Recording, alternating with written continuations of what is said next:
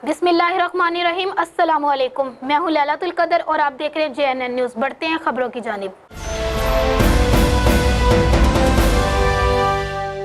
Coat अद्दू में तहफ़्फ़ुज़ नामूस रिसालत rally का इनेकाद। रैली में सियासी, समाजी और मजहबी शख्सियात की शिरकत। मज़ीद तफ़सीलात जानते हैं राना सदीक से। कोट अद्दू तहफ़्फ़ुज़ अज़मत नामूस रिसालत माब सल्लल्लाहु अलैहि वसल्लम दिफा सहाबा व अहले बैत मार्च अजीम शान रैली की क़यादत सियासी, समाजी व मजहबी शख्सियत कोट अद्दू बार के सदर जनाब अरशद सिद्दीकी एडवोकेट, मसलक अहले हदीस, मसलक देवबंद, मसलक बरेलवी, जमात इस्लामी, अंजुमन ताजरान, समाजी कारकुनान समेत हज़ारों अफराद कोट अद्दू के गैरतमंद मुसलमानों ने भरपूर शिरकत की। आखिर में शेखुल हदीस मौलाना अब्दुल मजीद फारूकी ने अहले सुन्नत इत्तेहाद मिल्लत के लिए दुआए खैर और इस्तेहकाम पाकिस्तान के लिए दुआ करवाई। मार्च का मकसद नामूस रिसालत माब सल्लल्लाहु अलैहि वसल्लम का दिफा, सहाबा व अहले बैत का कानून से दिफा करवाना था। पुरअमन मार्च के इंतजामात पर जिला मुजफ्फरगढ़ के DPO Ehsan Iqbal, DSP Amjad Salim, SHO Abdul Karim खोसा को अच्छे इंतजामात पर उलमा कराम, शहरियों, ताजरों और अवामी समाजी हलकों ने खराज तहसीन पेश किया।